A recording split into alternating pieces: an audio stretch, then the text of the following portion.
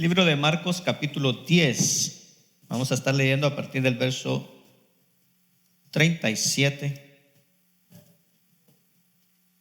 Quiero empezar contándole una pequeña historia antes ya de entrar al tema. Se dice que desde el 3 de abril de 1860, o sea, no fue el día de ayer, el 3 de abril de 1860 hasta el 18 de noviembre de 1861 funcionó lo que llamaron el Pony Express, que era una empresa privada de envíos expresos que transportaban el correo por medio de hombres montados a caballo. En ese tiempo donde no había, hermano, emails como lo tenemos hoy, donde no hay mensaje texto como lo tenemos hoy, no hay WhatsApp, no había eso. Pues ¿qué era lo que hacían para mandar el correo en ese tiempo? Usaban esta compañía que existió que se llamaba Pony Express, que eran hombres montados a caballo que llevaban un correo, una carta, lo llevaban de un lugar a otro. Se dice que uno de los superintendentes de ahí, llamado Bolívar Roberts, colocó un anuncio en un periódico para reclutar trabajadores para el Pony Express. Y el anuncio decía esto, oiga bien: se buscan jóvenes delgados y enjutos de hasta 18 años. Deben ser jinetes expertos dispuestos a correr el riesgo de muerte a diario. Se prefieren huérfanos. Este era el anuncio, creo. Y se dice que no faltaba gente para que pudiera trabajar en el Pony Express. Este servicio dejó de existir cuando se culminaron las obras de la línea del telégrafo entre las ciudades, y entonces el servicio a caballo ya no era necesario. Si nosotros fuéramos sinceros y decir la verdad acerca de la disciplina del servicio a Dios, así como el Pony Express, el servicio a Dios no es un trabajo para los que estén ligeramente interesados. Es un servicio costoso. Dios nos pide a usted y a mí, no momentos, nos pide nuestra vida. Requiere que el servicio a Él sea una prioridad, no un pasatiempo. No quiere ser siervos que le ofrezcan el tiempo que les sobra después de sus otros compromisos. El servicio a Dios tampoco es una responsabilidad a corto plazo, porque a diferencia del Pony Express, el reino de Dios no tiene fin y no le afectan los avances tecnológicos del mundo. En esta segunda disciplina externa que vamos a ver el día de hoy, que empezamos la semana pasada, que fue la adoración, hoy es el servicio. Jesús nos enseñó que debemos adorar solamente a Dios y a Él solamente debemos de servirle. Decíamos la semana pasada cómo de nuestra adoración debería fluir de forma natural dos cosas. Una es nuestra alabanza y la otra es el servicio. Y esto es lo que vamos a estudiar el día de hoy. Vamos a orar, vamos a ponernos en las manos de Dios y vamos a estudiar esta disciplina acerca del servicio a Dios. Inclina su rostro. Padre que estás en los cielos, y amén. Voy a repetir después de mí: ser de bendición en donde quiera que estemos es el propósito de Dios por el cual nacimos. Amén. Una vez más, por favor, le pido, si tiene su celular, lo apague o lo ponga en vibración. El resumen de esta enseñanza dice así: el servicio de Jesús establece un ejemplo dispuesto a lavar los pies a sus discípulos. Y dice la pregunta: ¿dónde está tu corazón cuando se trata de servir a otros? ¿Dónde está tu corazón cuando se trata de servir a otros? Y vamos a ver estos puntos ahí. Ahora, quiero que empecemos analizando algunas consideraciones acerca del servicio. Y una de las más importantes es aprender por qué servimos. Si bien es cierto que el ayuno la oración son cosas que nos cuestan mucho trabajo en nuestras vidas. ¿Sí dice amén? ¿Le cuesta a usted el ayuno y la oración o solo es a mí? ¿A usted le cuesta? Amén. Si bien es cierto que estas dos cosas, ayunar y orar, son cosas que nos dan mucho trabajo, el servicio es algo que va contra la naturaleza del corazón caído del ser humano. Donald S. Whitney dice: así como nuestra adoración, también nuestro servicio debería fluir desde nuestro interior sin necesidad de disciplina alguna, como resultado de la presencia y de la obra transformadora del Espíritu Santo. Ahora bien, debido a que el Espíritu Santo en nosotros nos hace anhelar ser más como Jesús, y debido también a la constante tendencia de nuestro corazón hacia el egoísmo, debemos entonces disciplinarnos para servir. Y cuando nos disciplinamos, entonces podemos descubrir, hermano, que servir es una de los medios más seguros y prácticos para crecer en la gracia. Ahora, quiero que pensemos un momentito, ahí donde usted está, piense por un momentito en cómo funciona nuestra sociedad. Cómo funciona el mundo, cómo funciona la sociedad. Y aquí lo que le voy a decir tal vez le va a sonar un poco raro, un poco tal vez chistoso, pero escuche esto. Nuestra sociedad, el mundo, ¿cómo es que funciona? Muchas veces funciona como un gallinero gigante. Según las investigaciones que se hacen en el comportamiento de los animales, se dice que en un gallinero no puede haber paz hasta que se establece una jerarquía entre todas las gallinas y los gallos. Oiga bien, por eso le digo, puede sonar un poco chistoso, pero escuche bien. Si hay un solo gallo, este gallo toma el mando, nadie lo pelea. Pero las gallinas tienen una batalla por quién sigue en el orden del mando. Si hay más de un gallo, los dos se pelean, se dan hasta que uno queda arriba. Pero las gallinas se pelean hasta que quedan en orden jerárquico del gallinero. Y entonces, cuando hay un orden, hay paz. Y si entra una nueva gallina al gallinero, otra vez empieza el desorden. Se empiezan a pelear hasta que nuevamente se establece el orden. Si vemos el comportamiento de nuestra sociedad, nos damos cuenta de que nos comportamos de manera muy similar. Los sociólogos han determinado que un grupo de personas no puede reunirse durante cierto tiempo antes de que se establezca la ley del más fuerte en ese grupo. Y no estoy hablando aquí de empresas, de una compañía, porque nosotros podemos entrar, hermano, a trabajar en una empresa y la jerarquía ya está establecida. Hay un organigrama, uno entra a trabajar y punto, se estableció, sabe uno quién es el jefe. Estoy hablando de grupos sociales, grupos de amigos, gente que va a hacer deportes a un lugar y todos se reúnen. O sea, cualquier grupo social que se reúne el suficiente tiempo, hermano, no pasa mucho tiempo para que la ley del más fuerte se establezca. Y se nota con ejemplos muy sutiles. Por ejemplo, ¿quién se sienta en dónde? ¿Cómo camina cuando van todos juntos? ¿Quién va adelante y quién va detrás? Cuando dos personas empiezan a hablar al mismo tiempo, ¿quién cede primero la palabra? Y entonces esas son marcas de orden jerárquico en un grupo social. Esa es la historia de nuestro mundo relatada en 2 minutos. Ahora la pregunta es esta: ¿cómo afecta la mentalidad del más fuerte a la disciplina del servicio? Y vamos a ver cómo la afecta profundamente, porque es algo tan entretejido en nosotros y en nuestra sociedad que incluso entre los discípulos de Cristo se dio ese efecto. Y ahí nos vamos a dar cuenta cómo lo afecta. Vamos a estudiar varios pasajes, pero el primero está en el libro de Marcos, capítulo 10.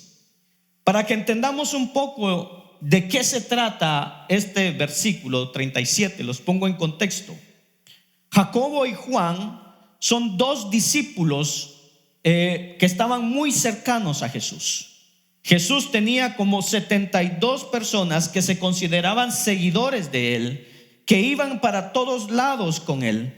Pero de esos 72 él escogió a 12, y de los 12 escogió a 3 que eran sus más cercanos: Jacobo, Juan y Pedro. Y Jacobo y Juan eran hermanos, y se acercan y le dicen a Jesús: Señor, te queremos pedir algo, pero nos tienes que decir que sí. O sea, ellos querían pedir algo y querían que fuera concedida esa petición. Y ellos se acercan a Jesús pensando que Jesús no sabía lo que querían pedir, y entonces le dicen a Jesús, versículo 37: concédenos que en tu glorioso reino uno de nosotros se siente a tu derecha y el otro a tu izquierda. Esto es lo que le piden estos dos discípulos: concédenos que en tu glorioso reino uno de nosotros se siente a tu derecha y el otro a tu izquierda. Como nosotros sabemos, hermano, quién es Jesús, como nosotros que estamos hoy en día aquí, vemos toda esta historia de la crucifixión para acá, de la cruz y de la resurrección para nuestros tiempos. Usted y yo sabemos que Jesús es Dios hecho hombre, que Él resucitó al tercer día, que ascendió al cielo, que está a la diestra del Padre. Entonces es normal, hermano, que pensemos nosotros, al oír esta petición de Jacobo y Juan, es normal que pensemos: Jacobo y Juan están pidiendo un lugar de honor en el cielo. Eso es lo que nosotros pensamos. Pero si recordamos, los judíos, incluyendo a los discípulos, tenían una idea totalmente diferente de lo que era el Mesías y cómo iba a venir. Los judíos pensaban que el Mesías iba a venir a liberarlos de forma física del imperio de Roma, del imperio romano. Ellos pensaban que Jesús iba a ser coronado rey de los judíos, y que entonces Jesús iba a tomar el control del gobierno, iba a levantar un ejército e iba a derrotar a Roma, y entonces iban a ser como cuando el rey David reinaba y tenía a todas las naciones, hermanos, subyugadas.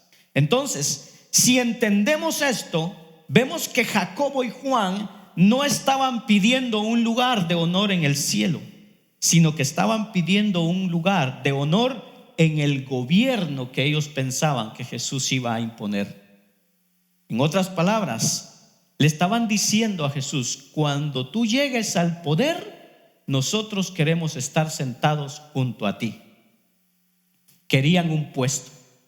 Y entonces usted sigue leyendo y dice que por eso los 10, o sea, los otros 10 discípulos, inmediatamente se enojan y empiezan una discusión. ¿Por qué? Por el gallinero. Los 12 empiezan a hablar y dicen: ¿y por qué él y por qué yo no? Y le van a quitar sus puestos. Y cuando Jesús se da cuenta de esa discusión que está entre ellos, los llama a todos y les dice estas palabras, versículo 42 al 45.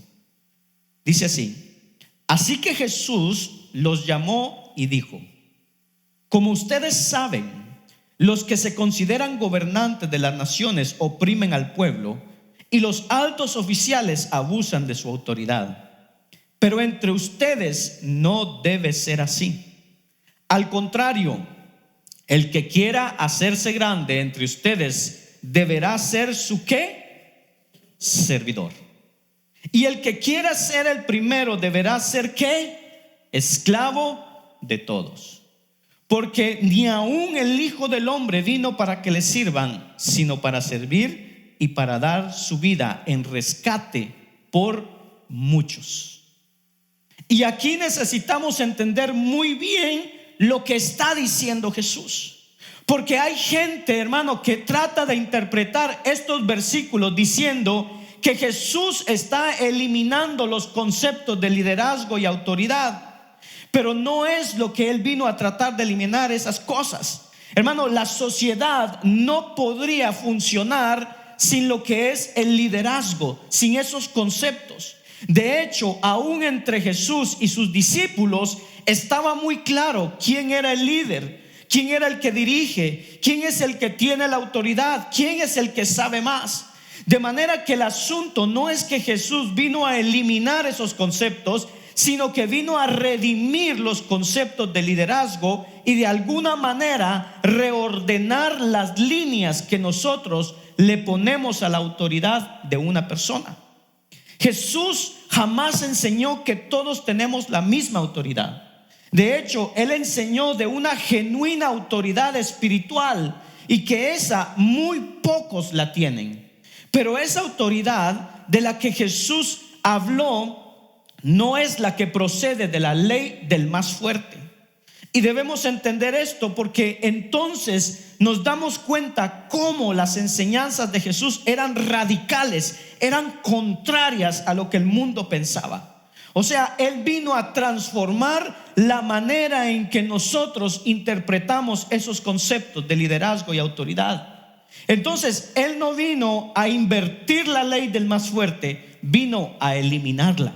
Vino a abolir totalmente esa ley. La autoridad de la que Él habló no era una autoridad, oiga bien, no era autoridad para manipular o dominar a la gente que está abajo de nosotros, sino al revés. La autoridad de la que Él habla es para asegurarse del bienestar de la gente que está bajo nuestro liderazgo o autoridad.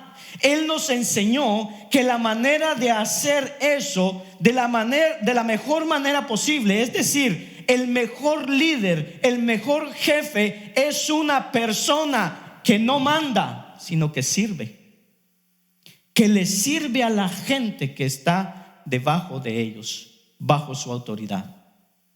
Ahora, si regresamos a los mismos versículos, note que Jesús dijo estas cosas en forma de mandamiento.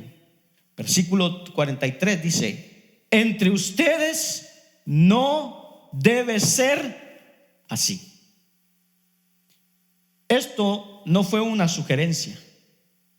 Jesús no dijo, bueno, de preferencia, mire, háganlo de esta manera. Él no dijo esto. Él dijo, no debe ser así. Y luego en ese mismo versículo nos va a enseñar, escuche esto, nos va a enseñar en qué punto estamos y a qué punto debemos de pasar. Jesús le dice, al contrario, el que quiera hacerse grande entre ustedes deberá ser su servo o su servidor. Y escucha, hermano, todos nosotros, si lo pensamos bien, todos nosotros lo que quisiéramos es ser grandes a los ojos de Dios. Que Dios esté complacido con lo que nosotros hacemos aquí en la tierra. Y esto es lo que nos está enseñando Jesús. Nos lo está diciendo claro. El que quiera ser grande a los ojos de Dios debe de ¿qué? Servir a los demás. Le pregunto, ¿quiere ser grande a los ojos de Dios? No mucho, ¿verdad? Porque se trata de servir. Y eso no nos gusta. ¿Quiere ser grande a los ojos de Dios? ¿No? ¿Amén? ¿Sí? Queremos que cuando, hermano, podamos llegar al cielo allá con nuestro Padre, hermano, nos reciban y que podamos entrar en el gozo de Él. Ahí está cómo debemos de servir a los demás. Ahí vemos de dónde, hermano, nosotros estamos y a dónde debemos de pasar. De sentirnos con el derecho de ser servidos, que es donde estaban los discípulos, a saber que lo que debemos hacer es servirle a los demás. Versículo 44 dice: y el que quiera ser el primero deberá ser esclavo de todos. Usted tiene en su Biblia la Reina Valera. La Reina Valera traduce esta palabra como siervo. ¿Sí? Está leyendo en su Biblia, dice siervo. En griego esa palabra siervo es doulos, que eso se le llamaba, esa palabra doulos es como se le llamaba, oiga bien, a los esclavos que escogieron ser esclavos. Por eso dice esta versión, esclavo de todos. Cuando leemos en nuestro contexto moderno la palabra esclavo, pensamos, hermano, que un esclavo es esa gente a la que iban, hermano, y se la llevaban de su casa a la fuerza, los obligaban y luego los vendían y los sometían y les hacían hacer un montón de trabajos y no les pagaban, y eso es una cosa espantosa. Pero eso no es lo que está hablando aquí. Aquí está hablando de gente, oiga bien, que escogió ser un esclavo. Entonces lo que nos está diciendo Jesús es que debemos de servir a Él por decisión personal. No porque alguien nos obliga, sino porque yo decido personalmente servir. Y entonces Él termina diciendo en el versículo 45: porque ni aún el Hijo del Hombre vino para que le sirvan, sino para servir y para dar su vida en rescate. ¿Por quiénes? Por muchos. Ahora pensemos en esto. El Hijo de Dios, Dios encarnado, quien vino a esta tierra para enseñarnos a vivir, hermano, no vino para que le sirvieran, sino que vino para servir a los demás. Entonces es cuando servimos que más nos parecemos a Jesús. ¿Quiere usted parecerse a Jesús? Es que no nos gusta. El servicio no nos gusta. Nos gusta cuando nos hablan de prosperidad. Nos gustan cuando nos dice: ¿quiere usted parecerse a Jesús? Dios lo va a bendecir y lo va a engrandecer y va a derramar muchas bendiciones. Eso nos encanta. Y yo le aseguro que estuvieran aquí, estuvieran diciendo amén, aleluya, gloria a Dios y saltando. Pero como parecernos a Jesús es servir, no nos gusta. Desde el principio de esta serie explicamos que el objetivo de las disciplinas espirituales es tener una transformación. Pero ser transformados, ¿en qué dirección? ¿Hacia dónde debemos ser transformados? Hacia la semejanza de Cristo. Y si queremos tener la semejanza de Cristo, debemos de aprender a servir. Es el objetivo. Es que nos parezcamos más y más a Cristo. Lo que Jesús está haciendo ahí con sus discípulos es enseñarles a que se parecieran cada vez más a Él en su carácter. Y es lo mismo que está haciendo con usted y conmigo, enseñarnos a que nos parezcamos más a Él cuando servimos a los demás. Ahora la pregunta es: ¿será que los discípulos y todos nosotros hemos entendido la lección? ¿Qué piensa usted? Y evidentemente no la hemos entendido. Y ellos tampoco lo entendieron. Esa conversación que tuvo Jesús con ellos se da como 2 a 3 semanas antes de la última cena, antes de que Jesús fuera crucificado. Ahora, vayamos a Juan capítulo 13. La Biblia en Juan capítulo 13 nos dice lo que sucede, oiga bien, en la noche en donde van a celebrar la Pascua, la última cena. Es decir, una noche antes de que Jesús fuera entregado. Ahora, hay muchas cosas que pasan en estos pasajes que leemos de esa época que nos pasan totalmente desapercibidos, porque como no son de nuestras costumbres, no nos causa una impresión, no nos causa un shock lo que estamos leyendo. Pero oiga bien, en Juan capítulo 13, en esa época de Jesús, toda la gente se desplazaba caminando, a menos que tuvieran mucho dinero. Jesús y sus discípulos caminaron de Jericó hasta Jerusalén para ir a celebrar la Pascua.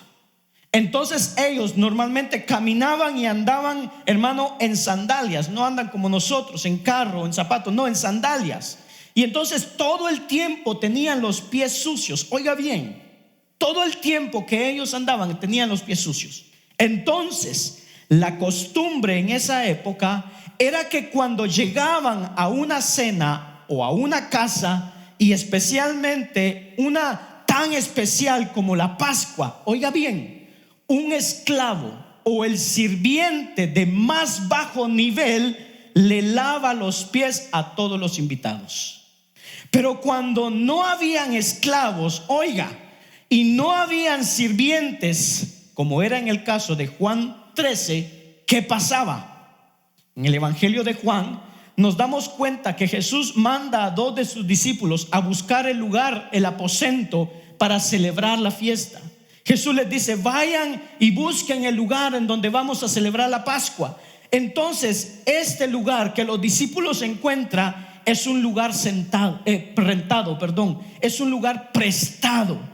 No hay esclavos, no hay siervos, no hay sirvientes. Entonces normalmente la costumbre era, oiga bien, que la persona de menor jerarquía entre los que iban le lavaba los pies a los demás.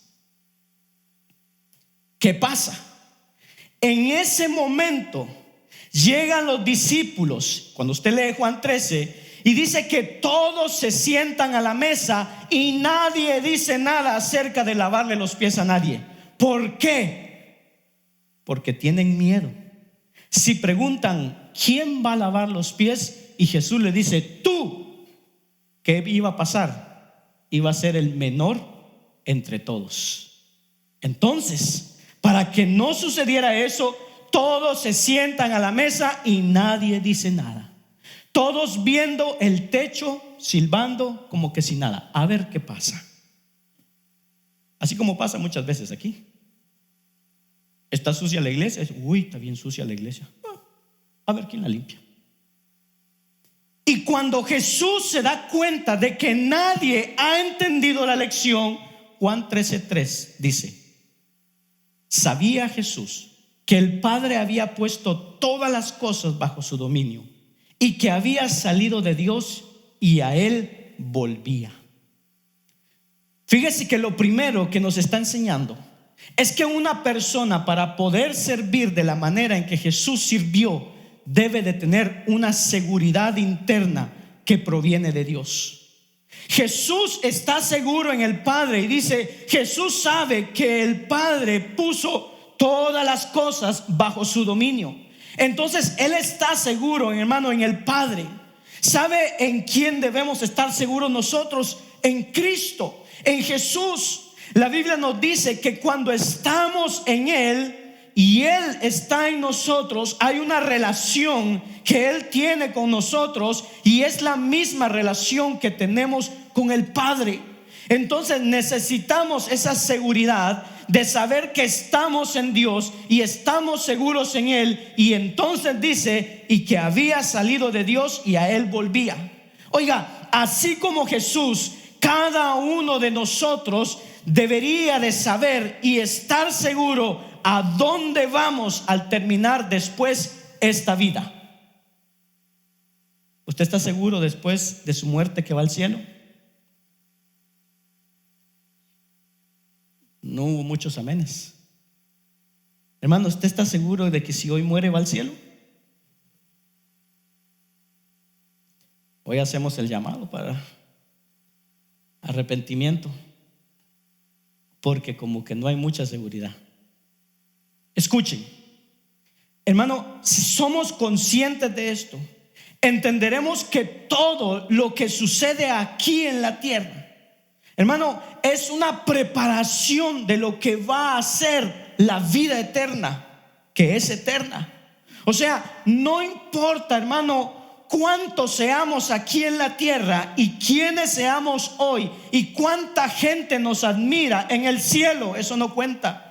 No vale de nada. Nuestro tiempo en la tierra es tan fugaz, tan rápido, pero la eternidad no.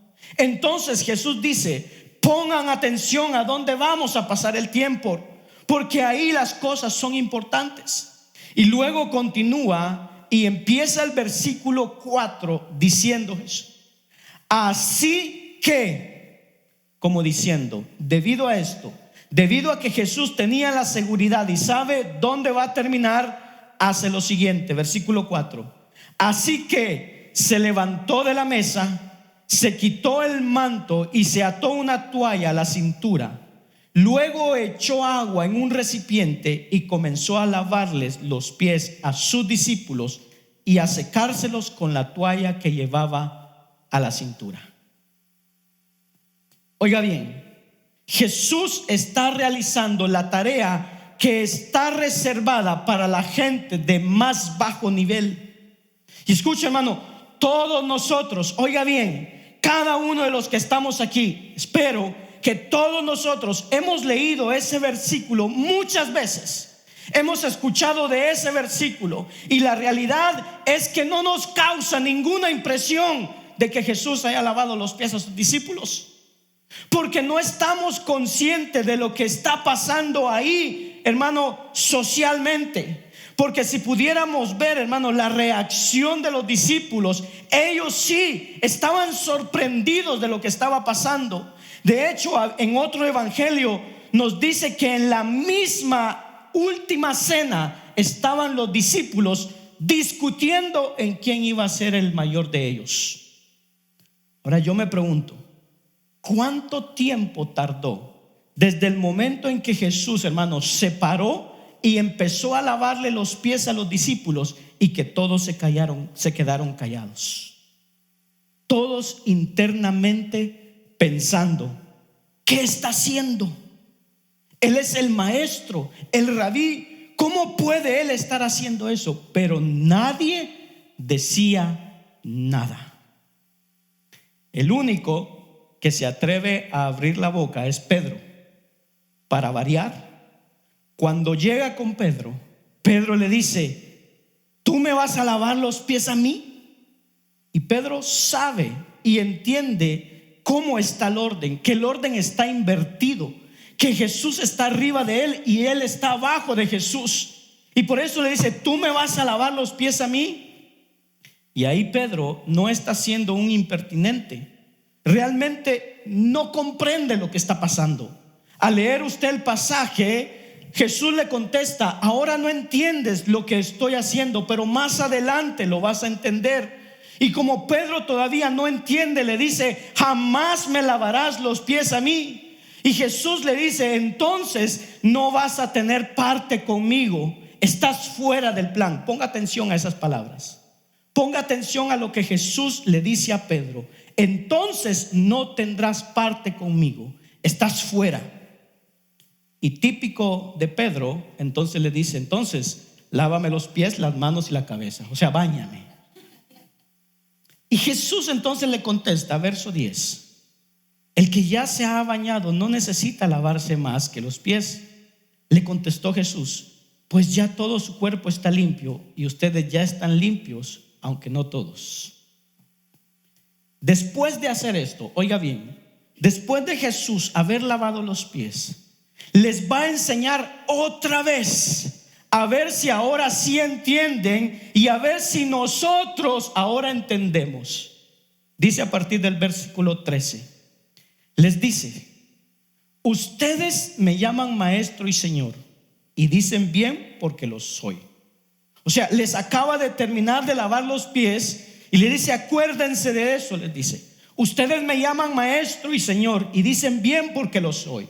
En otras palabras, oiga bien, no queda la menor duda de quién es el líder, quién es la autoridad principal, quién tiene todo el conocimiento. No hay duda de eso. Pero aún así, versículo 14, pues si yo, les dice Jesús, el Señor y el Maestro, les he lavado los pies, ¿qué dice? También ustedes deben lavarse los pies los unos a los otros. Iba a preparar una palanguita a ver quién me lavaba los pies, pero mejor no. Versículo 15, les he puesto el ejemplo para que hagan lo mismo que yo he hecho. ¿Con quiénes? Con ustedes. Y al decirles eso, les está dando la lección más profunda acerca del servicio. Escuche, nosotros no servimos a la gente porque la gente necesita, aunque tratamos de descubrir las necesidades de las personas, pero no es esa la razón por la que servimos. No servimos a la gente porque nos pida ayuda, aunque cuando la gente viene y pide ayuda, tratamos de servirle, pero no es la razón por la que servimos. No servimos, hermano, porque, hermano, nos lo agradezcan. No es la razón. Aunque, hermano, cuando le servimos a la gente y, hermano, esperamos que ellos estén agradecidos con el que nos mandó, con Dios. Tampoco le servimos porque vayamos a recibir aplausos y reconocimientos. Aunque todos, hermano, los que servimos a Dios y por Dios, sabemos que hay una satisfacción especial que sentimos en nuestro corazón, pero no es la razón por la que servimos. Entonces, ¿por qué servimos? Y aquí Jesús nos lo acaba de decir. Servimos en respuesta a lo que Jesús hizo por nosotros. Servimos por lo que Él hizo en cada uno de nosotros. Por eso le dice a Pedro: ahora no entiendes, pero después vas a entender. ¿Sabe usted cómo nos sirvió Jesús a nosotros? Hermano, Jesús vino a este mundo a satisfacer la necesidad más profunda que tenía el ser humano, que era, hermano, ser perdonado, ser restaurado con su Creador. ¿Cómo nos sirvió? Muriendo en la cruz. Él vino dispuesto a dar su vida en la cruz para servirnos, cubrir esa necesidad, hermano, y poder nosotros ser perdonados y restaurados con Dios. Por eso le dice a Pedro: ahora, en este momento no entiendes y no lo puedes entender. Hasta después de la cruz lo vas a entender. Escuche, por eso decíamos que de la adoración fluye de forma natural dos cosas: la alabanza y el servicio. Nosotros adoramos a Dios por medio de nuestra alabanza y nuestro servicio. ¿Se acuerda lo que estudiamos la semana pasada acerca de la adoración?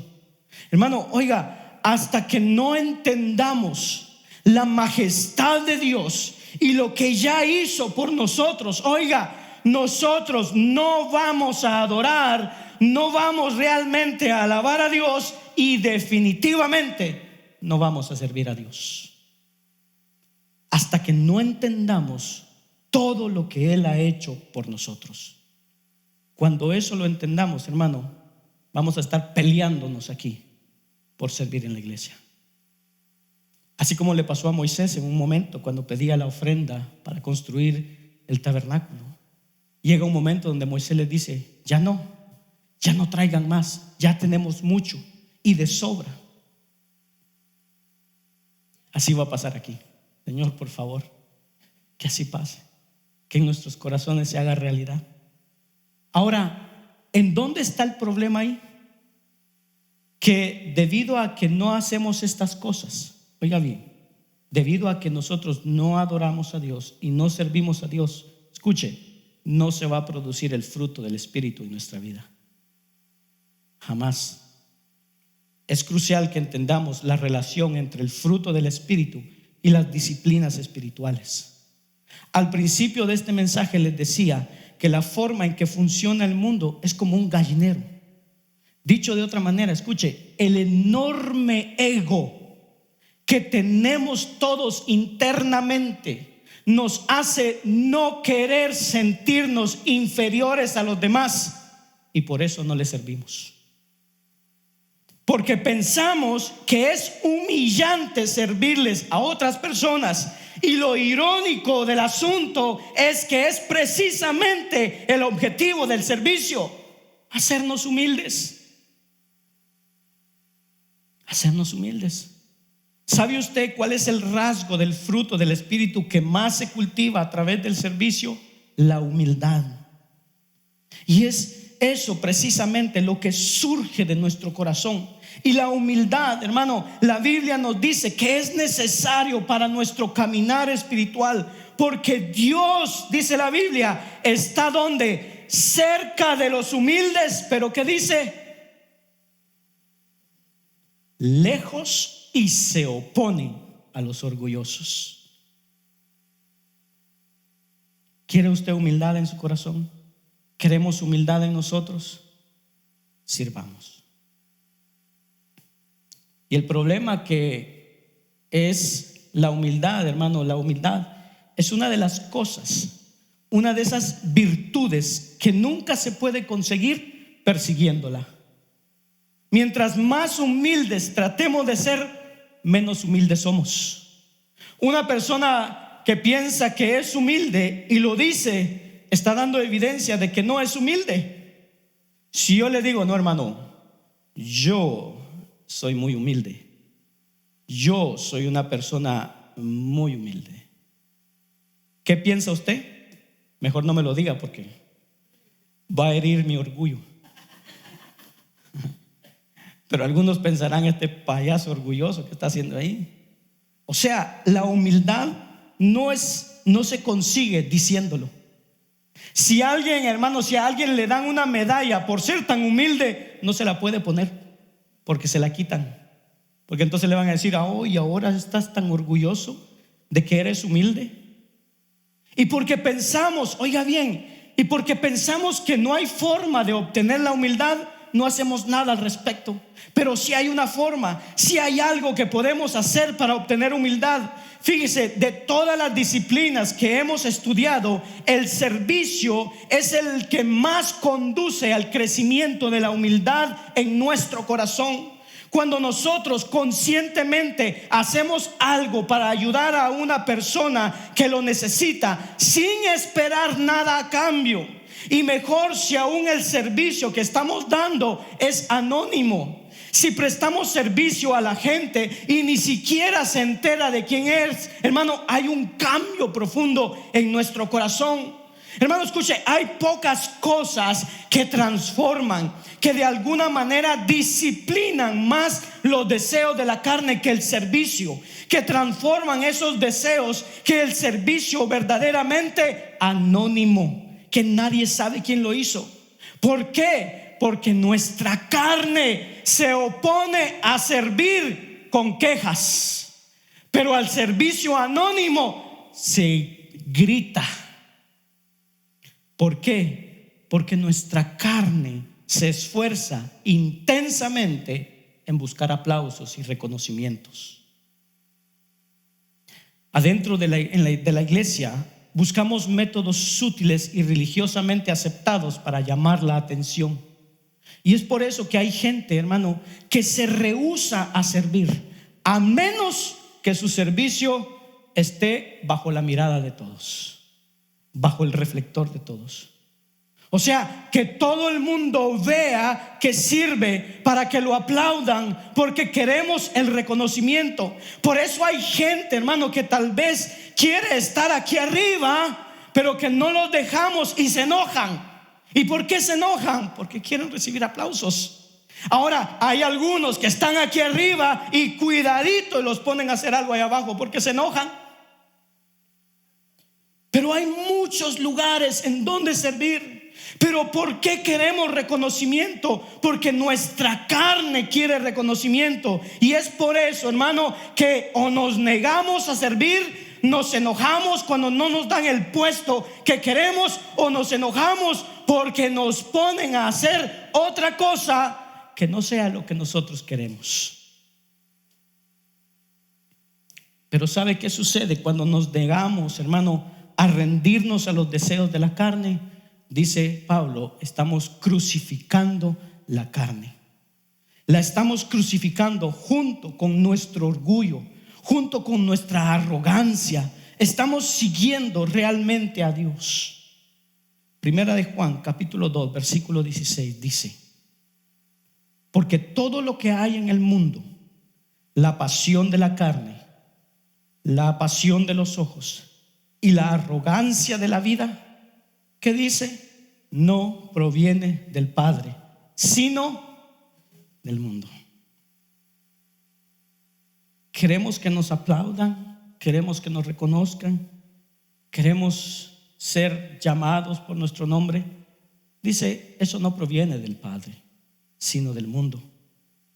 Lo que Juan nos está diciendo es: nada de lo que mueve a la gente del mundo, los deseos de la carne, nuestro intenso deseo por placer físico, los deseos de los ojos, el deseo insaciable de todas las cosas que vemos y nuestra fijación con la imagen en cómo nos ven los demás, la vanagloria de la vida, el orgullo por nuestros logros, los aplausos que queremos de la gente. Juan dice: nada de eso proviene de Dios, de manera que si perseguimos eso, estamos caminando en un sendero equivocado. El sendero de las disciplinas espirituales nos ponen en donde Dios nos transforma. Cuando seguimos lo que está aquí en la tierra, estamos en el sendero, hermano, del mundo, y nuestro corazón se endurece, y lo que perseguimos es de aquí, no de allá arriba. Entonces usted y yo necesitamos servir aunque nuestra carne grite en contra de eso. Por eso se llama disciplina espiritual, porque es algo que nosotros hacemos por disciplina. Ahora, escuche bien. ¿Qué es lo que sucede cuando empezamos a hablar de un servicio incondicional hacia toda la gente a nuestro alrededor? Inmediatamente de nuestra cabeza sale un pero a relucir.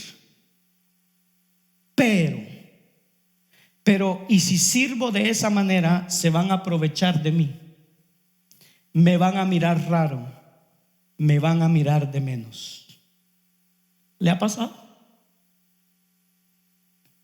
Y aquí tenemos que entender muy claro la diferencia entre, oiga bien, decidir servir y decidir ser un siervo.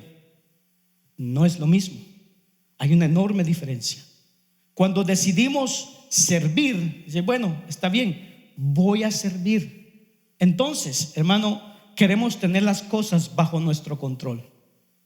Nosotros decidimos cuándo, cómo y a quién servir.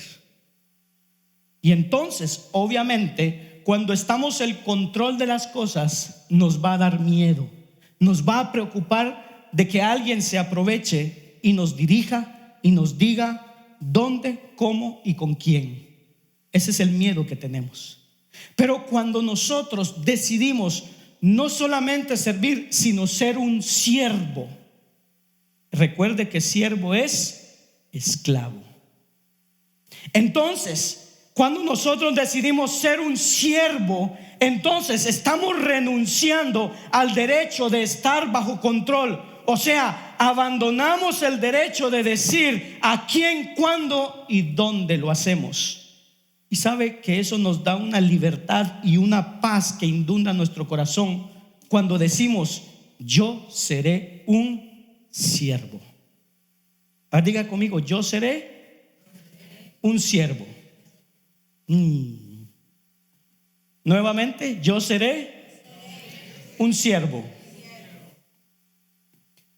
Cuando nosotros decidimos ser siervos, nadie puede aprovecharse de nosotros, porque somos siervos.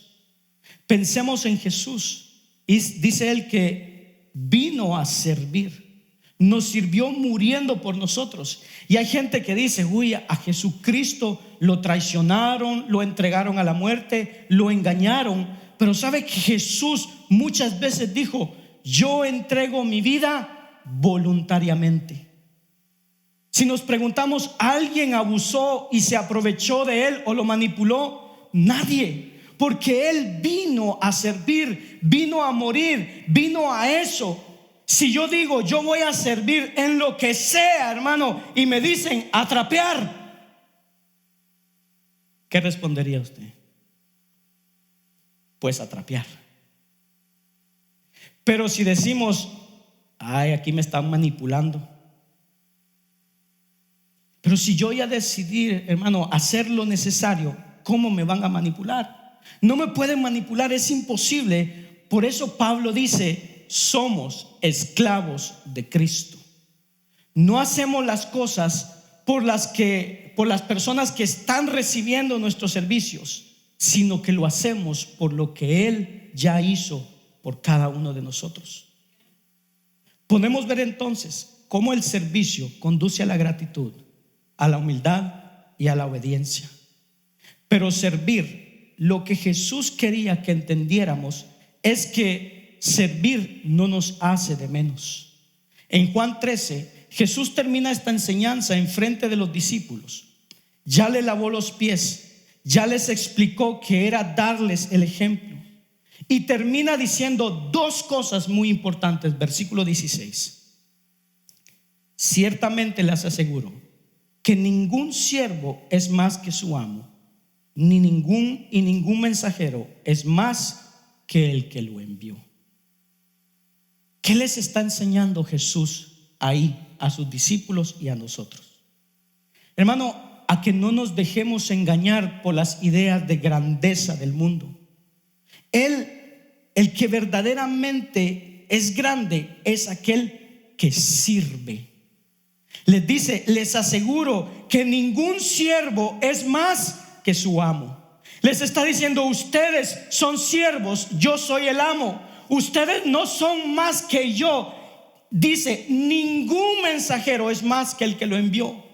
Hermano, mensajero, cuando vemos la palabra mensajero es apóstol, que es enviado, es mensajero. Les está diciendo, Jesús les está diciendo: yo los estoy enviando, ustedes son los enviados, no son más que yo. Y aún así, el que sirvió fui yo, el que lavó los pies fui yo, y eso no me hace de menos. Sigo siendo el Señor, sigo siendo el Maestro, sigo siendo el que los envía, sigo siendo el que tiene autoridad. Entonces, hermano, no tratemos de obtener grandeza cuando estamos sirviendo. Hermano, tratemos de someternos a lo que Dios manda, a que podamos servir a otros. Y haciendo esto, hermano, eso no nos hace de menos a nosotros. No funciona así. Jesús termina en el versículo 17 diciéndoles esto: ¿entienden esto? Dichosos serán si lo ponen en práctica. ¿Sabe usted qué es dichoso? ¿Qué es dichoso? ¿O bienaventurado qué es? Dichoso. Bienaventurado, 3 veces dichoso. En buen latino, suertudo. ¿Sí? Eso sería chanzo. Oiga bien lo que les dice Jesús: todo lo que les he enseñado, todo lo que les he dicho, dice, ¿entienden esto? Dichosos serán si lo ponen en práctica. Y es la pregunta del millón. Iglesia El Alfarero, ¿entiendes esto? O sea, ¿entienden que servir es la mejor forma de vivir la vida cristiana? Que no nos rebaja. Porque, hermano, su valor no proviene de cuánta gente le sirvió, ni proviene de la idea que otras personas tengan de usted o de mí, lo que otros piensen. Somos valiosos, para empezar, por quién nos creó. ¿Qué le da valor a las cosas? ¿Quién las creó? Si yo veo, hermano, en una tienda un violín que puede costar $500 y lo comparo con otro violín de marca Stradivarius, ¿por qué uno vale millones de dólares y el otro vale solo 500? Porque uno es un maestro respetable que hace millones de violines a la perfección. Oiga, a usted y a mí nos creó el Rey del universo, y ese es nuestro valor. Y la única opinión importante acerca de usted y de mí en todo el universo es la del creador del universo. Jesús dice: ¿entienden eso? ¿Entienden eso? Dichosos serán los que lo ponen en práctica. Mucha gente pasa esta frase por alto sin darse cuenta lo que significa. Lo que está diciendo es: entienden que Dios, hermano, no espera cosas de ti. No está tratando de sacarte algo. No está haciendo algo como para lograr que le sirvas. No necesita tu servicio ni el mío. Muchos creen que Dios está necesitado de nuestro servicio. O sea que si yo me enfermo, hermano, el domingo próximo nadie va a venir. No, hermano. Y que Dios va a estar, ¿qué va a pasar? O está preocupado que si alguien no deja de venir, hermano, esto va a dejar de funcionar. No. Aquí Jesús nos está diciendo: dichosos serán. Dios quiere de nosotros, hermano, para cada uno de nosotros una vida plena. Y nos está diciendo cómo es sirviendo. ¿Quieres tener una vida plena? ¿Verdad que no? Porque la respuesta es sirviendo. Y no nos gusta. Él no necesita nuestro servicio. Nosotros necesitamos servirlo a Él, porque eso es lo que le da gloria a Él, y eso es lo que nos llena a nosotros de su paz. Dice: dichosos serán si lo hacen. Por eso servimos y para eso servimos. La pregunta ahora es: ¿en dónde servimos? ¿En dónde servimos? Si entendemos la diferencia entre servir y ser siervo, es totalmente diferente. Que el servicio no es una lista de cosas que debo de hacer, sino una forma de vivir. Porque no es lo mismo hacer actos específicos de servicio que vivir en la disciplina del servicio. No es lo mismo actuar como alguien que sirve que ser un siervo. Y si entendemos esa diferencia, la respuesta a ¿en dónde servimos? Es muy amplia. Pero la podemos resumir a esto: servimos en toda área en nuestra vida. En absolutamente toda área de nuestra vida. Ahora, ¿cómo se ve eso? ¿En dónde debe empezar nuestro servicio? En nuestra casa. Sin importar qué posición tiene usted en su casa. Tal vez es ser hijo. Tu llamado es a servirle a tus padres y servirle a tus hermanos voluntariamente, por amor a Dios.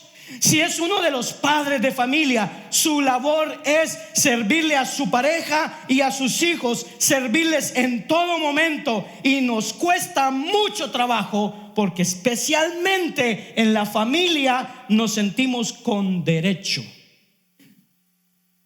O sea, los hijos dicen: pues mis papás, ellos son los encargados, ¿yo por qué?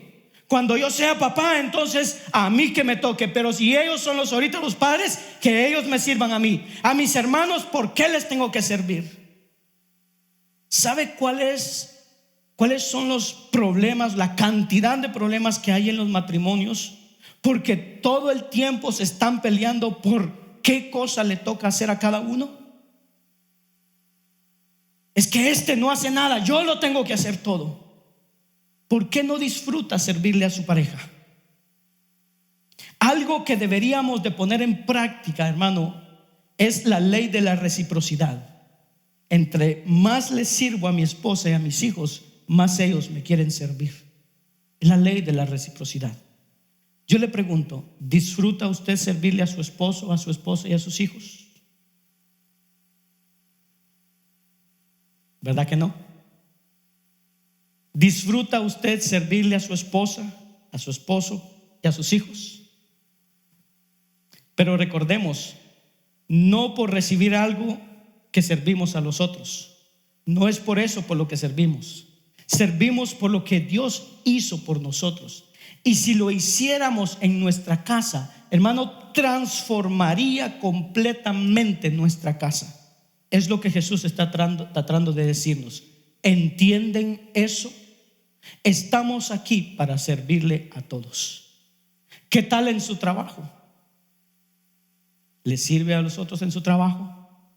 ¿Servirle a los demás en la escuela?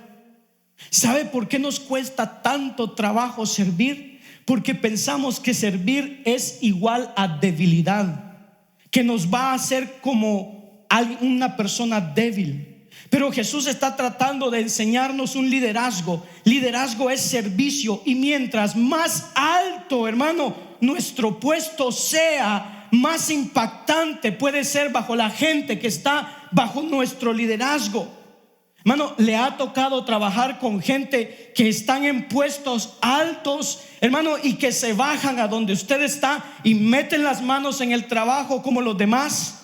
¿Le ha tocado ver eso? ¿Les ve usted débiles? ¿Lo ve malo?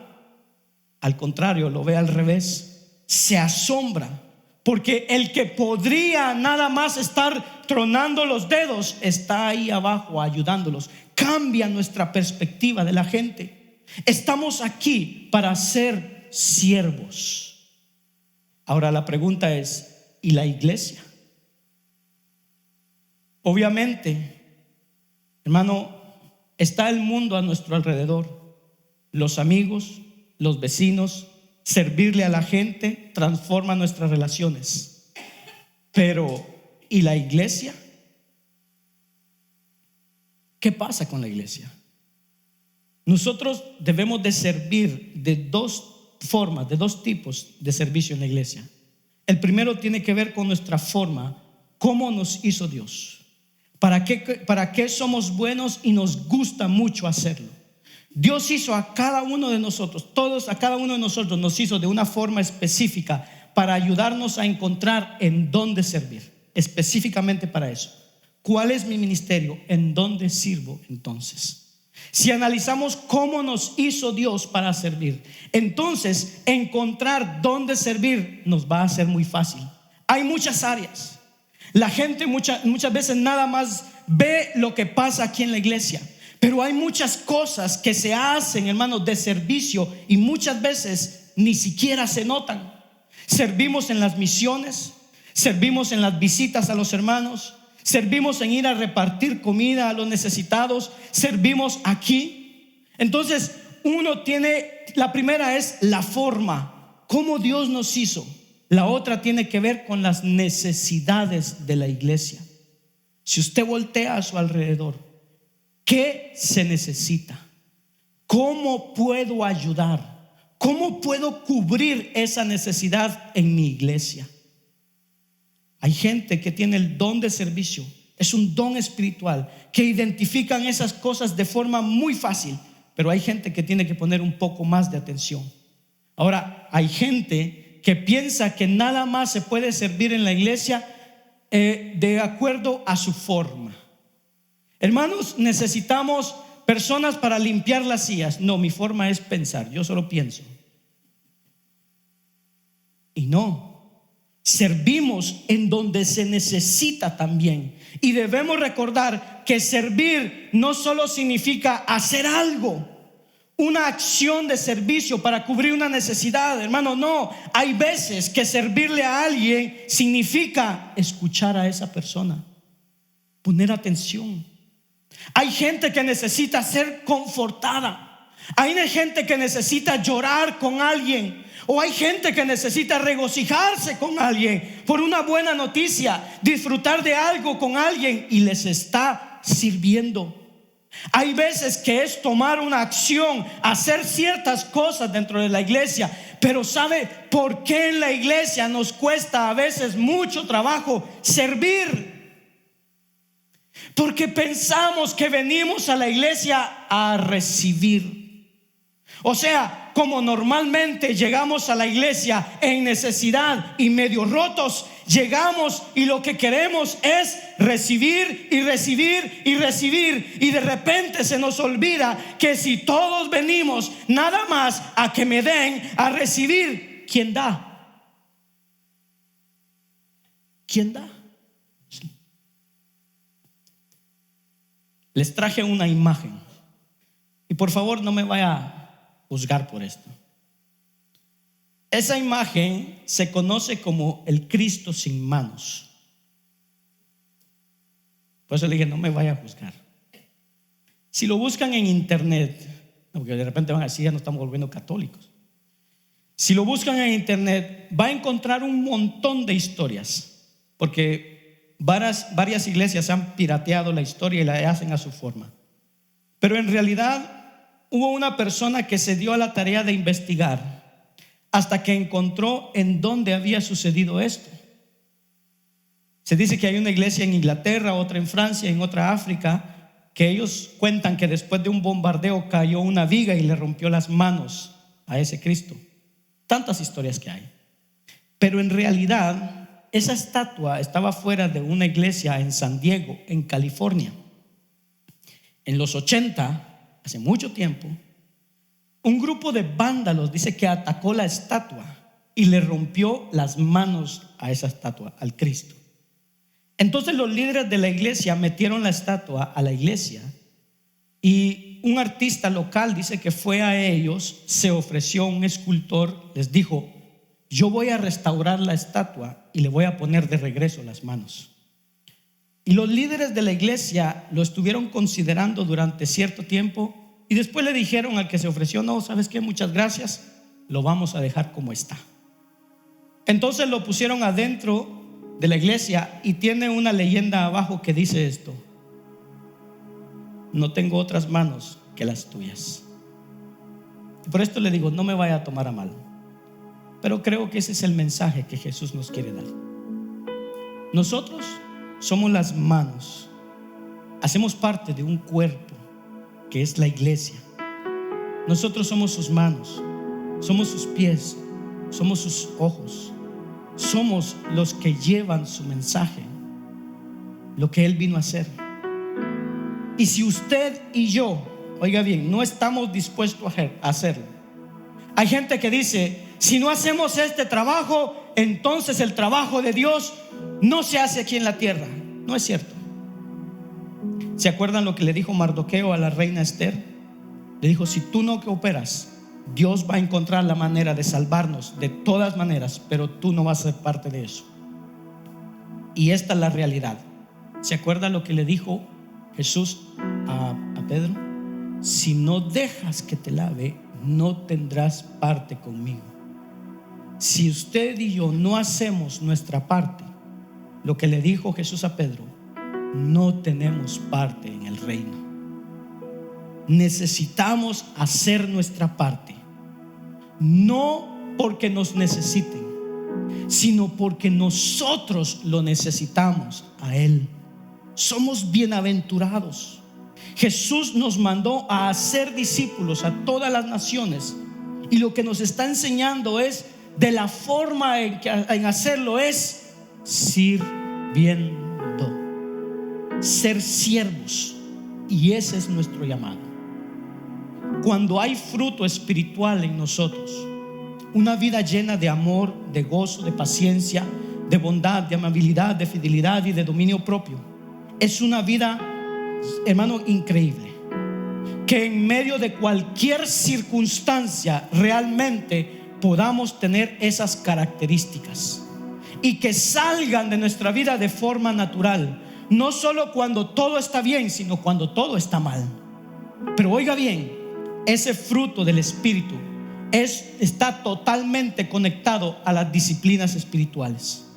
Necesitamos empezar a ponerlas en práctica, a leer la palabra, a meditar, a orar, a abstenernos de las cosas que más nos gustan. Oiga bien, si nos diéramos a la tarea de disciplinarnos espiritualmente, el domingo pasado dijimos: vamos a dar 10 a 5 minutos para que usted llegue a la iglesia, tome su lugar y ore y se presente al Señor. ¿Sabe qué hicieron muchos? Ponerse a platicar, rendirse cuentas los unos a los otros, porque nos cuesta la disciplina, y sobre todo cuando es orar. Pero si verdaderamente nos diéramos a la tarea de disciplinarnos espiritualmente y seguir realmente en obediencia, hermano, transformaría completamente nuestras vidas y tendría un impacto tremendo en esta iglesia. Cambiaría completamente. Iglesia El Alfarero, ¿entiendes eso? Dichosos seremos si lo ponemos en práctica. Quiero terminar leyéndole una parte. Si usted quiere aprender más acerca de lo que es las disciplinas espirituales, le recomiendo este libro. Se llama Disciplinas Espirituales para la Vida Cristiana. Pero quiero terminar leyéndole esta parte. Dice, el meollo del servicio, según Gálatas 5:13, debe ser el amor. 5:13 dice, pues ustedes, mis hermanos, han sido llamados a vivir en libertad, pero no usen esa libertad para satisfacer los deseos de la naturaleza pecaminosa. Al contrario, usen esa libertad para servirse unos a otros por amor. Dice, leí acerca de un misionero en África a quien le preguntaron si realmente le gustaba lo que estaba haciendo. Su respuesta fue impactante. Si me gusta este trabajo de misionero, dijo, no. A mi esposa y a mí no nos gusta el polvo. Ambos tenemos sensibilidades razonablemente refinadas. No nos gusta arrastrarnos para entrar en las chozas repugnantes a través de desechos de cabra. Pero, ¿acaso el hombre no debe hacer nada por Dios que no le guste hacer? Que Dios se apiade de él si es así. ¿Le gusta servir a usted? Que Dios se apiade de él si es así. Si no nos gusta servir, dice que Dios se apiade de él si no es así. Dice que me guste o no tiene nada que ver. Tenemos orden de ir y vamos. El amor nos obliga. El servicio a Dios. Yo sé que este es un tema que no nos gusta. No nos gusta que nos exhorten y que nos digan cómo debemos de servir a Dios, que debemos de entregar nuestra vida en servicio a Dios. Como le decía, muchas veces nos gusta más que nos bendigan, que nos hablen de bendiciones, de prosperidad y de toda esa cosa. Eso nos encanta. Pero cuando se trata de hacer morir a nuestro yo, de hacer morir a nuestro orgullo y nuestra carne, nos cuesta mucho. Póngase de pie, hermanos.